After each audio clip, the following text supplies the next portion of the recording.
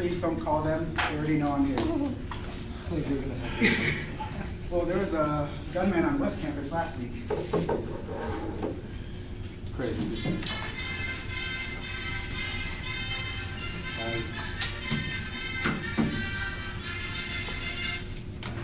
Good afternoon, everyone. As some of you may have remembered from my previous speech, I was a United States Marine.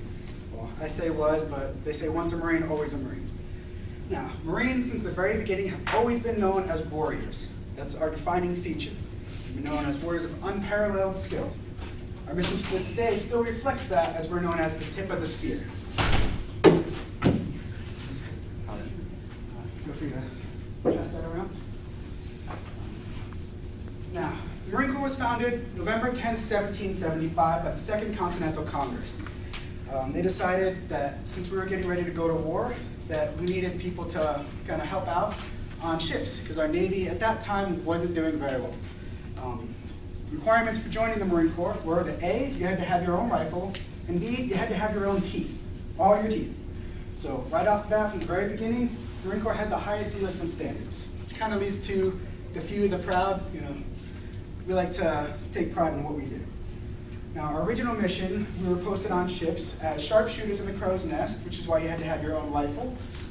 Also, we were stationed on deck for hand-to-hand combat. At that time, you got to remember, we didn't really have much in the way of guns. It was mostly sword fighting. So Marines wore a leather strap around their neck that was about 1.5 inches thick, which is where the term leatherneck comes from. So if you ever hear someone refer to a Marine as a leatherneck, it's because back in our original mission on ship, we wore a thick strap of leather to prevent getting cut in the jugular with a sword. Now, our first amphibious assault was on March 3rd, 1776 in Nassau. Now, the reason that's important is because that's what differentiates us from the other services. Now, Air Force obviously deals with aircraft and dealing with air superiority. Navy is focused on sea. Army is focused on land. Well, the Marine Corps does all of those. Now, on December 8th, 1804, Lieutenant Presley O'Bannon was given the Mameluke sword for actions at the Battle of Tripoli. Now, ever since that day, Marine officers have carried the Mameluke sword when they're in dress uniform. Now, all officers carry swords. It's a symbol of leadership and a symbol of a warrior spirit. In 1820, Commandant Archibald Henderson redesigned the Marine Corps mission and decided that we were going to be what's called a force in readiness. Now, what that means is Marines are stationed on ship around the world ready to deploy at a moment's notice. Now, also, we report directly to the President. We don't report to Congress. If the Army, Air Force, or Navy wants to engage a combat mission, they have to get approved by Congress. We all know Congress deals with politics, slows things down, can cause trouble in life and death situations. Marines report directly to the President. If he says we go, right to the point. Again, tip of the spear. The first one's in because we don't have to deal with all those extra politics. Now, September 13th, 1847 was the Battle of Chapultepec in Mexico. Now, if you've ever listened to the Marine hymn, there's a line that says, "The halls of Montezuma." This is what it's referring to. Now, during that time, more Marine officers and NCOs were killed than non-officers. So, as a result of that, because we lead from the front and our leaders were killed more than just our regular troops, to this day, if you see the Marine Corps dress blue uniform, it's a blue set of slacks with a red stripe down the side. That's called the blood stripe, and that's in memory of all the leaders that were killed during that battle in Chapultepec, Mexico. Now, you remember I said officers carry the Mameluke sword? Well, in the Marines, our non-commissioned officers carry this. This is the Army 1850 foot officer sword. Now, from 1859 to 1875, it was decided that the Mameluke sword was too light for combat on horseback, so Marine officers were ordered to carry this instead.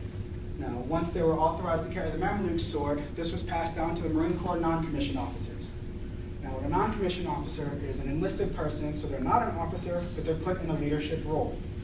Now, Marines, non-commissioned officers are the only enlisted service personnel who are authorized to carry a sword with uniform. The only exception would be some Army units that are on drill teams, they're authorized as well, but every Marine is authorized to carry a saber. Now, this here is the second oldest weapon currently in use in the U.S. arsenal. The Mameluke sword carried by our officers is the oldest weapon. Now, on May 22nd, 1912 is when Marine Corps aviations first began. Now, the reason this is important is, like I said, we were amphibious assault. Well, at this point now, Marines handle air, land, and sea.